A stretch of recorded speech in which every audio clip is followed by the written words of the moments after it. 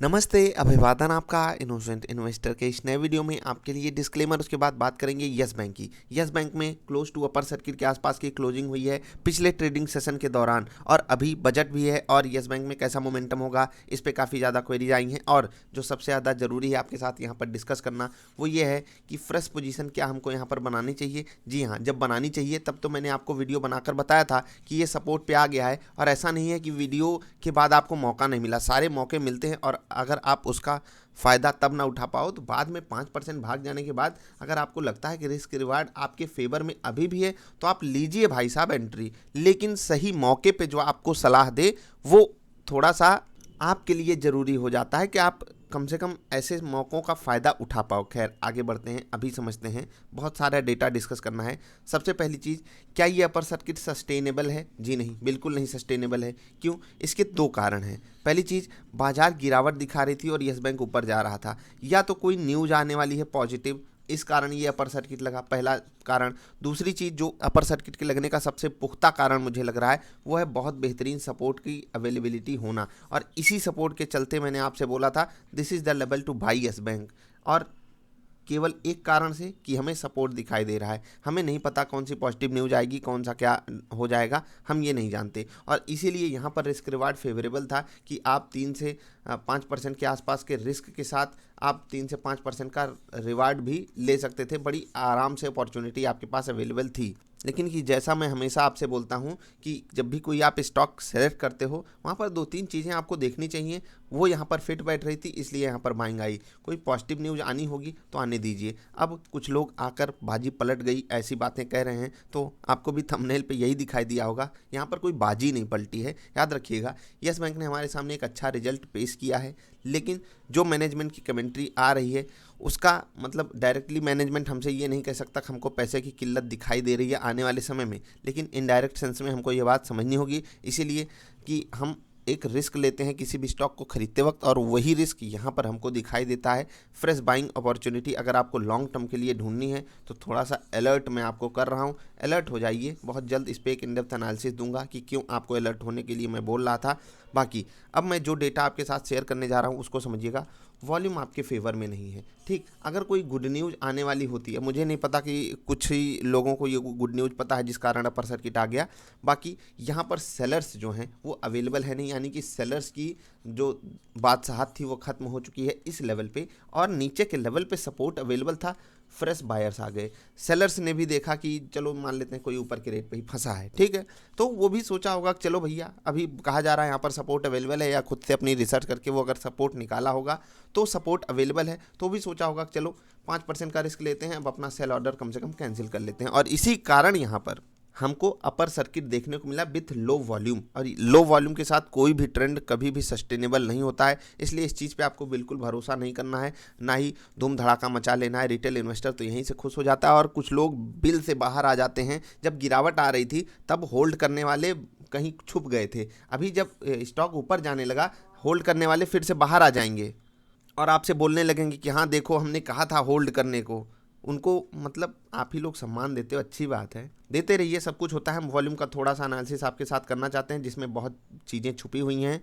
तो फिर चलिए थोड़ा सा डिलीवरी डेटा भी दिखा देते हैं आपको, जिससे कि आपको कुछ क्लैरिटी मिल जाए, ठीक है। आपको बहुत ध्यान से कुछ बातें समझनी होगी। पहली चीज़ ये है परसेंटेज ऑफ डिलीवरी, मतलब कितना परसेंट जितना ट्रेड हुआ उसमें से कितनी परसेंट डिलीवरी गई। यहाँ पर आपके सामने एग्जैक्टली नंबर लिखा हुआ है, जो कि आपके सामने यहाँ पर 7,32,00,000 शेयरों की डिलीवरी हुई है। किस दिन? 29 जनवरी के दिन। इससे पहले अगर आप देखोगे परसेंटेज टर्म्स में कम डिलीवरी हुई थी, यानी कि जब आपके पास बाइंग अपॉर्चुनिटी थी तब रिटेल इन्वेस्टर माल नहीं खरीद रहा था। जब स्टॉक ऊपर जाने लगा तब रिटेल इन्वेस्टर को लगा हाँ अब ट्रेंड चेंज हो रहा है, हम यहाँ पर बाइंग कर लेते हैं। चलिए एक बार के लिए ये भी अच्छा है। लेकिन जब भी स्टॉक ऊपर के लेवल पे था, आपको मैं थोड़ा सा ऊपर लेकर चलूँगा, यहाँ पर 35-40% की डिलीवरी है, थोड़ा सा ऊपर लेकर चलूँगा। जब स्टॉक का प्राइस 18 रुपये के आसपास था, वहाँ पर आप डिलीवरी देखिए 51%, 49%, 40%। और ऐसा नहीं है कि यहाँ से क्वांटिटी कम थी, क्वांटिटी भी आप देख लीजिए 11 करोड़, 8.5 करोड़, 8 करोड़, 7.5 करोड़, 8.5 करोड़। ये तो हो गई नॉर्मल सेंस में ट्रेडिंग। और जब यही प्राइस और भी ऊपर था, 20 रुपये के आसपास था, जब 78 करोड़ शेयरों की डिलीवरी उठाई गई थी, वहाँ पर मैं डिस्कशन करूँगा आपके साथ, जो कि यहाँ पर आपके सामने डेटा अवेलेबल है। देखिए यहाँ से जब डिलीवरी उठाई गई 78 करोड़ शेयरों की, प्राइस ऊपर गया था और जब यहाँ पर डिलीवरी आई 20 रुपये के आसपास, यहाँ पर कौन डिलीवरी उठा रहा था? ये रिटेल इन्वेस्टर है। देख लीजिए 18 पे रिटेल इन्वेस्टर माल उठा रहा है, 17 पे उठा रहा है, 18 पे, 20 पे, फिर 19 पे वापस आते वक्त यहाँ तक प्राइस पे जब ऊपर था माल उठाया गया। फिर जब एक अचानक से गिरावट आई सिर्फ 7 करोड़ शेयर्स, फिर से थोड़ा सा उठापटक होती रही वहीं पर ऊपर नीचे 13 करोड़, उसके बाद डिलीवरी लगातार कम होती चली गई। अभी मांजरा ये है कि आपके सामने 7 करोड़ के आसपास की डिलीवरी उठाई जा रही है। बीच बीच में ट्रांजैक्शंस होते रहते हैं, लोगों को लगता है कहीं सपोर्ट अवेलेबल है कहीं नहीं, तो थोड़ा सा आपको डेटा बैक टेस्ट करना चाहिए और खुद को एक बेटर स्पॉट में लेकर जाना चाहिए। कैसे? जैसे मैंने आपसे कहा था ऑपरेटर कैसे आपके साथ गेम खेलता है, समझिएगा। बहुत लोग हमसे ये सवाल पूछते रहते हैं कि सर हम जैसे स्टॉक लेते हैं हमको लॉस होने लगता है, हम जो भी स्टॉक लेते हैं वो नीचे जाने लगता है। तो मैं उनको बोलता हूँ भाई साहब अगर आपके साथ ऐसा है तो आप कॉन्ट्रा ट्रेड करिए। अगर उसी अकाउंट में नहीं कर सकते आप नया अकाउंट खोल सकते हो। होता क्या है, एक अकाउंट में आप 1 शेयर ले लीजिए, दूसरे अकाउंट में आप 10 शेयर से ट्रेड कीजिए अपोजिट डायरेक्शन में। आपको खुद पता चल जाएगा आप सही हो या गलत हो, ठीक है। असल में होता क्या है, हम अपने माइंड से हार जाते हैं और उसी पे काबू पाने की ज़रूरत है। अगर आप ट्रेडिंग में हो, स्विंग ट्रेडिंग में हो, कहीं पर भी हो, इन्वेस्टिंग के लिए मैंने आपको बोल दिया कि थोड़ा सा सामने हमारे क्लैरिटी जो है वो ख़त्म हो चुकी है। जैसे कि हमें लग रहा था 15,000 करोड़ के बाद जब रेटिंग अपग्रेड आया हुआ था, मैंने आपको ये सलाह दी थी कि यस बैंक जो है 3 से 5 साल के लिए आपको होल्ड करना चाहिए। लेकिन अभी मैं किसी भी फ्रेश बायर को ये सलाह नहीं दे सकता। आपके पास बेटर स्टॉक्स बेटर प्राइस पे अवेलेबल है और जब भी आपको लग रहा हो कि 15 रुपये में यस बैंक अगर आपको मिल रहा है, बहुत लोग इसी से खुश हो जाते हैं कि 400 वाला स्टॉक हमको 15 रुपये मिल रहा है। भाई जब 400 रुपये का था तब देखिएगा ज़रा सा वो प्रॉफिट कितना कमाता था और 15 रुपये पे है तब देखिएगा वो कितना प्रॉफिट कमाता है। बाजार पागल नहीं है, 400 वाले को 15 रुपये पर लाकर पटक दी है। बहुत से कारण होते हैं, बहुत से फैक्टर्स होते हैं, उसको हम कभी और आपके सामने एक्सप्लोर करने की कोशिश करेंगे। इस चीज़ से मत खुश हो जाए कीजिए 15 रुपये पे आपको यस बैंक मिल रहा है या फिर 15 रुपये वाला स्टॉक या 15 रुपये पे कोई बैंक 40 वाले से सस्ता है। मैं कह रहा हूँ इससे सस्ता बैंक, बहुत सस्ता, बहुत बहुत बहुत सस्ता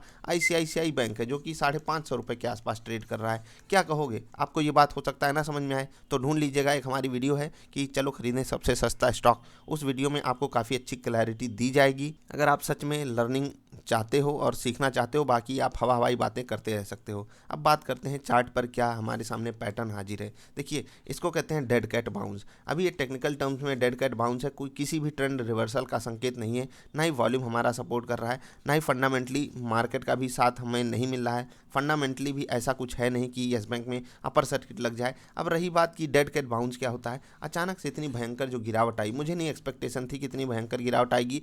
बाजार बुरी हो गई इसीलिए यस बैंक भी गिर गया। रिजल्ट पॉजिटिव साइड था, कमेंट्री नेगेटिव साइड थी। जो पॉजिटिव सामने आने वाला समय है उस चीज़ को देखते हुए हमने उनको नेगेटिव रेटिंग दी हुई थी। रिजल्ट से जो बातें सामने आई हैं और इतनी बड़ी गिरावट की एक्सपेक्टेशन पर्सनल लेवल पे मुझे नहीं थी, इसीलिए यहाँ पर डेड कैट बाउंस हो रहा है। उसको आप इंजॉय कीजिए, ऐसा नहीं कि गलत डिसीजन लेकर फंस जाओ, स्टॉक खरीद लो और फिर अटके रह जाओ, ठीक।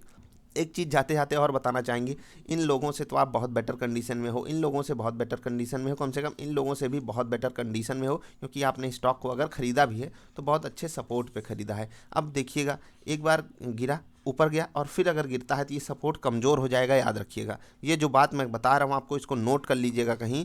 अगर यस बैंक ऊपर जाता है डेड कैट बाउंस दिखा के और फिर से इसी सपोर्ट पे आता है, कमज़ोर हो जाएगा। कमज़ोर क्यों हो जाएगा? जब यहाँ पर मैंने एक वीडियो डाली थी उसको जब आप देख लोगे तब आप समझ जाओगे कि सपोर्ट कमज़ोर क्यों हो जाता है। अभी के लिए इतना ही, मिलेंगे फिर से किसी अच्छी वाली वीडियोज़ में। अगर वीडियो पसंद आई तो लाइक कर देना, अगर आपको लगता है कि बाजी पलट गई है तो भी मुझे बताना। हम मिलेंगे फिर से किसी अच्छी वाली वीडियोज़ में, तब तक के लिए हंसते खेलते रहिए यार। वीडियो देखने के लिए आपका बहुत बहुत आभार, धन्यवाद।